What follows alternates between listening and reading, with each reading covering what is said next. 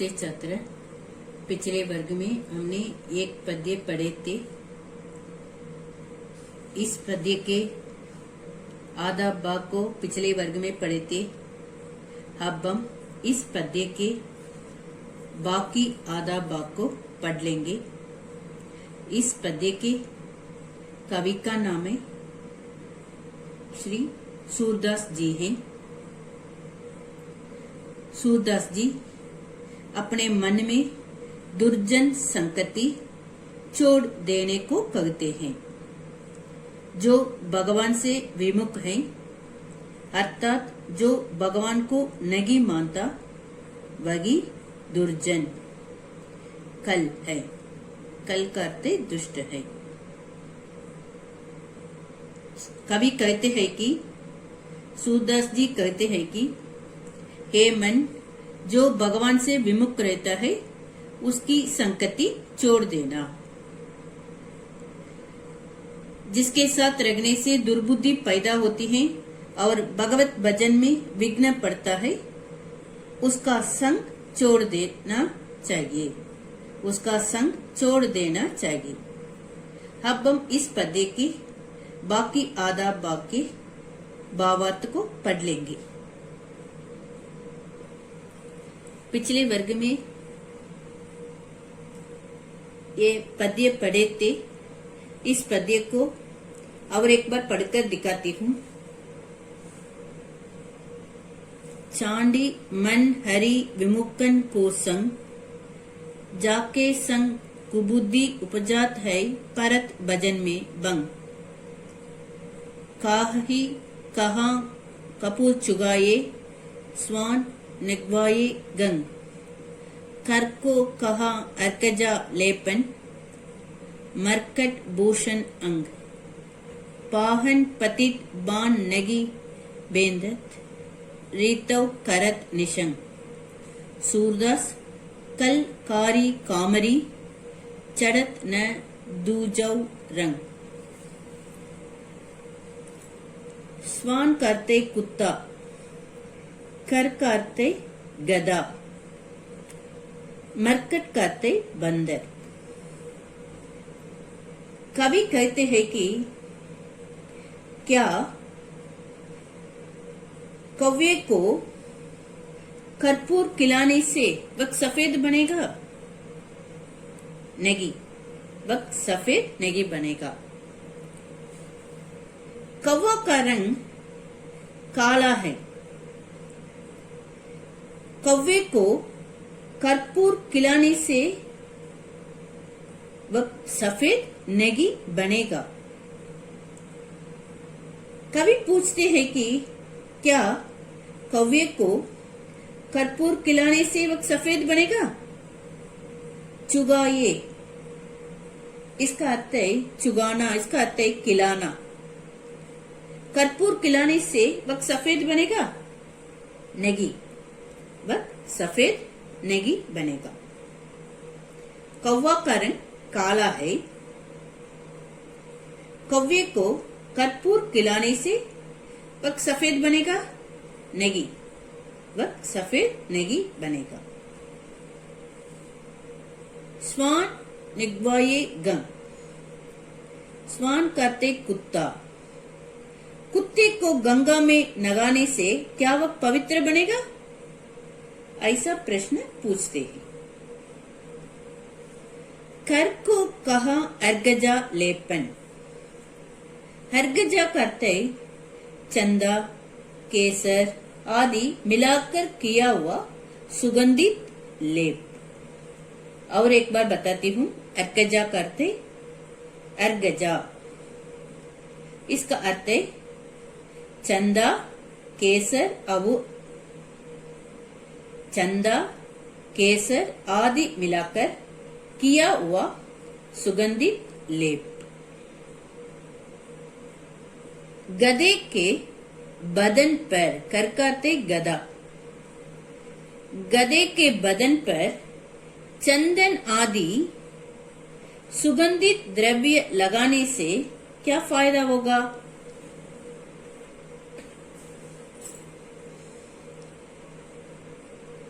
मरकट भूषण अंग। मरकट का अर्थ है बंदर।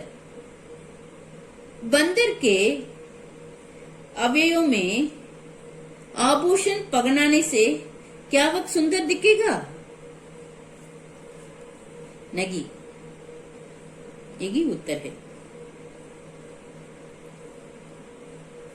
गधे के बदन पर चंदन आदि सुगंध द्रव्य लगाने से क्या फायदा होगा?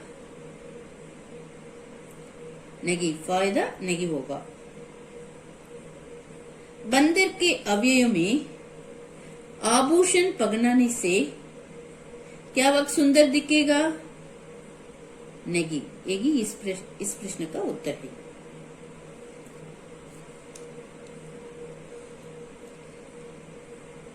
ये सभी प्रयत्न जैसे व्यर्थ होता है। ये सभी प्रयत्न जैसे व्यर्थ हो जाते हैं। ये सभी प्रयत्न जैसे व्यर्थ हो जाते हैं, वैसे ही दुष्ट को सज्जन बनाने का तेरा प्रयत्न भी व्यर्थ हो जाएगा। ये सभी प्रयत्न जैसे व्यक्त हो जाते हैं, वैसे ही दुष्ट को सज्जन बनाने का तेरा प्रयत्न भी व्यर्थ हो जाएगा। पाहन पतित बाण नगी बेंदत, रीतव करत निशम। निशम का अर्थ है तर्कस। तर्कस का अर्थ है तीर रखने का चोगा। तीर रखने का चोगा। अगर कोई धनुर्धारी पत्थर पर पागन करते, पत्थर पर तीर छोड़ता है, वह तीर पत्थर को तोड़ता नहीं, उल्टे अपनी उस मूर्खता के कारण वह धनुर्धारी अपने तर्कस को ही काली कर देता है। और एक बार बताती हूँ। पाहन पतित बाण नहीं बेंदत, रीतव करत निशम। अगर कोई धनुर्धारी पत्थर पर तीर छोड़ता है, तो वह तीर पत्थर को तोड़ता नहीं, उल्टे अपनी इस मूर्खता के कारण वह धनुर्धारी अपने तर्कस को ही काली कर देता है। तर्कस कहते तीर रखने का चोगा।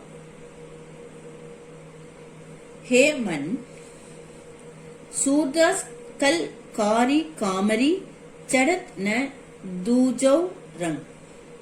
हे मन, याद रखो, दुर्जन कल दुष्ट। दुर्जन काले कंबल के बराबर है, समान है। कामरी कहते कंबल। दुर्जन काले कंबल के समान है, बराबर है। उस पर दूसरा रंग नहीं चढ़ता। उस पर दूसरा रंग नहीं चढ़ता। अर्थात दुर्जन कभी भी सज्जन नहीं बन सकेगा। हे मन, याद रखो, दुर्जन काले कंबल के बराबर है। दुर्जन काले कंबल के बराबर है। उस पर दूसरा रंग नहीं चढ़ता। उस पर दूजो, इसका अर्थ है दूसरा। उस पर दूसरा रंग नहीं चढ़ता। दुर्जन किसके समान है? काले कंबल के बराबर है। उस पर दूसरा रंग नहीं चढ़ता। इसका अर्थ है दुर्जन कभी भी सज्जन नहीं बन सकेगा। और एक बार बताती हूँ, दुर्जन कभी भी सज्जन नहीं बन सकेगा।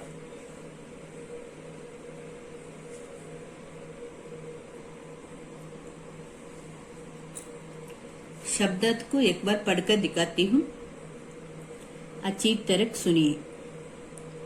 चांडी, इसका अर्थ है छोड़ो।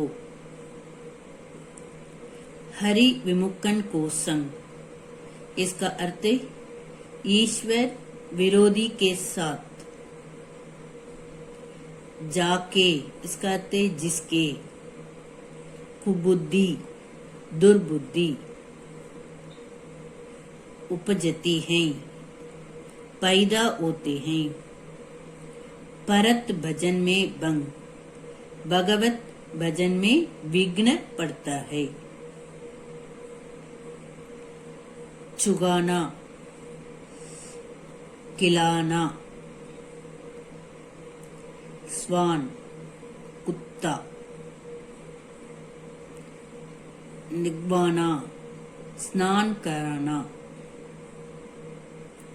अर्कजा, चंदा, केसर आदि मिलाकर किया हुआ सुगंधित लेप।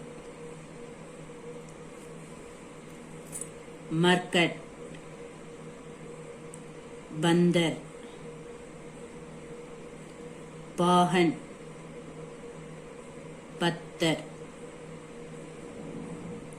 नगी बेंदत, इसका अर्थ नगी तोड़ता है। रीतव, रिक्त। निशंग, तर्कस, तर्कस का अर्थ तीर रखने का चोगा। कल, दुष्ट। कामरी, कंबल। दूजव, इसका अर्थ दूसरा।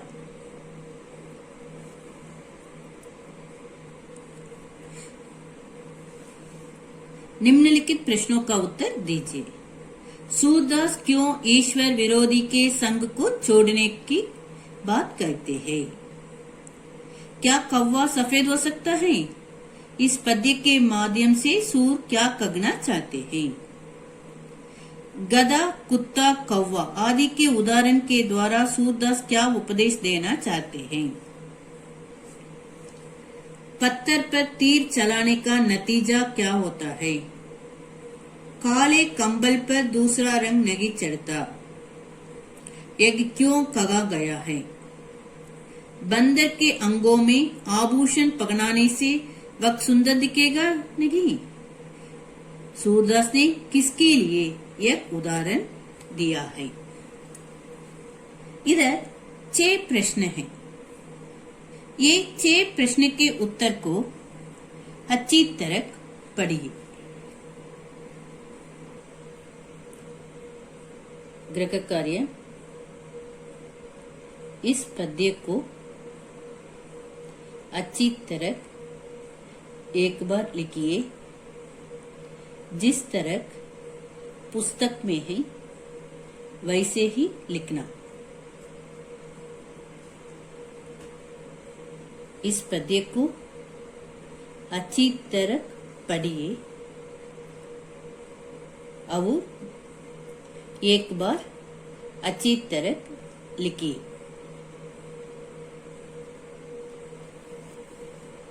धन्यवाद।